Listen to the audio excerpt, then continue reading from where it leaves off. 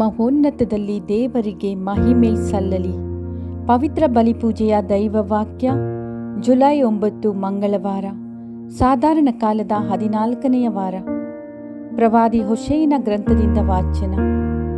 ಅವರು ನನ್ನ ಅನುಮತಿ ಇಲ್ಲದೆ ಅರಸನನ್ನು ನೇಮಿಸಿಕೊಂಡಿದ್ದಾರೆ. ನನಗೆ ತಿಳಿಯದಂತೆ ಅಧಿಪತಿಗಳನ್ನು ಮಾಡಿಕೊಂಡಿದ್ದಾರೆ. ಬೆಳ್ಳಿ ಬಂಗಾರದ ವಿಗ್ರಹಗಳನ್ನು ನಿರ್ಮಿಸಿಕೊಂಡಿದ್ದಾರೆ. ಅವರು ಮಾಡಿರುವುದೆಲ್ಲ ಅವರ ನಾಶಕ್ಕಾಗಿಯೇ. ಸಮಾರ್ಯವೇ, ನೀನು ನಿರ್ಮಿಸಿಕೊಂಡಿರುವ ಬಸವನನ್ನು ಧಿಕ್ಕರಿಸಿದ್ದೇನೆ. ನನ್ನ ಕೋಪಾಗ್ನಿ ನಿನ್ನ ಮೇಲೆ ಉರಿದು ಬರುತ್ತಿದೆ. ಈ ಜನರು ನಿರ್ಮಲರಾಗುವುದಕ್ಕೆ ಇನ್ನೆಷ್ಟು ಕಾಲ ಹಿಡಿಯುವುದು? ಆ ಬಸವ ಇಸ್ರಾಯೇಲಿನ ಕೈಕೆಲಸವೇ, ಶಿಲ್ಪಿ ಕೊಟ್ಟ ರೂಪವದು, ಅದು ದೇವರಲ್ಲ. ಸಮಾರ್ಯದ ಬಸವನು ನುಚ್ಚು ನೂರಾಗುವನು. ಇವರು ಗಾಳಿಯನ್ನು ಬಿತ್ತುತ್ತಾರೆ, ಬಿರುಗಾಳಿಯನ್ನು ಕೊಯ್ಯುತ್ತಾರೆ. ಅವರ ಪೈರು ತೆನೆಗೆ ಬಾರದು. ಕಾಳು ಮೊಳೆತರೂ ಕೂಳು ದೊರಕದು. ಒಂದು ವೇಳೆ ದೊರಕಿದರೂ ಅನ್ಯ ಜನರು ಅದನ್ನು ಕಬಳಿಸಿ ಬಿಡುವರು. ಎಫ್ರಾಯೀಮ್ ಪಾಪ ಪರಿಹಾರಕ್ಕಾಗಿ ಬಲಿಪೀಠಗಳನ್ನು ಕಟ್ಟಿದೆ. ಆ ಬಲಿಪೀಠದ ಮೇಲೆ ಅದರ ಪಾಪಕ್ಕೆ ಕಾರಣವಾಗಿ ಪರಿಣಮಿಸುವೆ. ನಾನು ನನ್ನ ಧರ್ಮವನ್ನು ಲಕ್ಷಾಂತರ ವಿಧಿಗಳ ರೂಪದಲ್ಲಿ ಬರೆದುಕೊಟ್ಟರೂ ಅವುಗಳು ತನಗೆ ಪರಕೀಯವೆಂದು ಭಾವಿಸುತ್ತದೆ. ಎಫ್ರಾಯೀಮಿನವರು ಬಲಿಪಶುಗಳನ್ನು ನನಗೆ ನೈವೇದ್ಯವಾಗಿ ವಧಿಸುತ್ತಾರೆ, ವಧಿಸಿದ್ದನ್ನು ಭುಜಿಸುತ್ತಾರೆ. ಆದರೆ ಆ ಬಲಿಗಳನ್ನು ನಾನು ಮೆಚ್ಚುವುದಿಲ್ಲ. ಅವರ ಅಧರ್ಮವನ್ನು ನೆನಪಿಗೆ ತಂದುಕೊಂಡು ಅವರ ಪಾಪಕ್ಕೆ ತಕ್ಕ ದಂಡನೆಯನ್ನು ವಿಧಿಸುವೆನು. ಆ ಜನರು ಈಜಿಪ್ಟಿಗೆ ಹಿಂದಿರುಗಬೇಕಾಗುವುದು. ಪ್ರಭುವಿನ ವಾಕ್ಯ. ದೇವರಿಗೆ ಕೃತಜ್ಞತೆ ಸಲ್ಲಲಿ. ಶ್ಲೋಕ. ಪ್ರಭುವಿನಲ್ಲಿದೆ ಭರವಸೆ ಇಸ್ರಾಯೇಲ್ ಜನರಿಗೆ.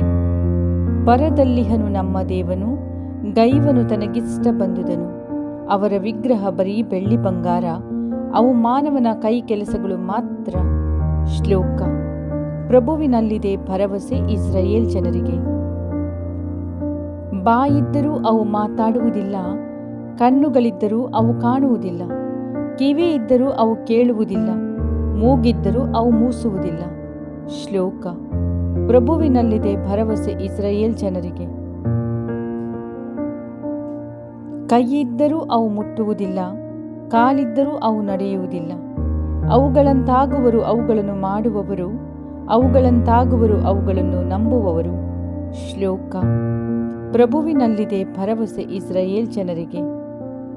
ಪ್ರಭುವಿನಲ್ಲಿದೆ ಭರವಸೆ ಇಸ್ರಾಯೇಲ್ ಜನರಿಗೆ. ಆತನೇ ಸಹಾಯಕ ರಕ್ಷಾ ಕವಚ ಅವರಿಗೆ. ಪ್ರಭುವಿನಲ್ಲಿದೆ ಭರವಸೆ ಆರೋನಿನ ಕುಲಕ್ಕೆ. ಆತನೇ ಸಹಾಯಕ ರಕ್ಷಾ ಕವಚ ಅವರಿಗೆ. ಶ್ಲೋಕ. ಪ್ರಭುವಿನಲ್ಲಿದೆ ಭರವಸೆ ಇಸ್ರಾಯೇಲ್ ಜನರಿಗೆ. ಘೋಷಣೆ. Hallelujah, hallelujah. ಬೋಧಿಸುವೆನು ಪ್ರಭು ನಿನ್ನ ಮಾರ್ಗವನ್ನು, ಶತ್ರುರಹಿತ ಹಾದಿಯಲ್ಲಿ ನಡೆಸು ಎನ್ನನು. ಹಾಲೆಲೂಯ. ಸಂತ ಮತ್ತಾಯನು ಬರೆದ ಪವಿತ್ರ ಶುಭ ಸಂದೇಶದಿಂದ ವಾಚನ. ಪ್ರಭು ನಿಮಗೆ ಮಹಿಮೆ ಸಲ್ಲಲಿ. ಆ ಕಾಲದಲ್ಲಿ ಕುರುಡರು ಹೊರಟು ಹೋಗುತ್ತಿದ್ದ ಹಾಗೆ ದೆವ್ವ ಹಿಡಿದಿದ್ದ ಒಬ್ಬ ಮೂಕನನ್ನು ಕೆಲವರು ಯೇಸುವಿನ ಬಳಿಗೆ ಕರೆದು ತಂದರು. ದೆವ್ವ ಬಿಡಿಸಿದ ಮೇಲೆ ಆ ಮೂಕನಿಗೆ ಮಾತು ಬಂದಿತು. ಜನರೆಲ್ಲರೂ ಆಶ್ಚರ್ಯಚಕಿತರಾದರು. ಇಂತಹ ಕಾರ್ಯವನ್ನು ನಾವು ಇಸ್ರಾಯೇಲಿನಲ್ಲಿ ಕಂಡದ್ದೇ ಇಲ್ಲ ಎಂದುಕೊಂಡರು. ಆದರೆ ಫರಿಸಾಯರು, ಇವನು ದೆವ್ವಗಳೊಡೆಯನ ಶಕ್ತಿಯಿಂದಲೇ ದೆವ್ವಗಳನ್ನು ಬಿಡಿಸುತ್ತಾನೆ ಎಂದರು.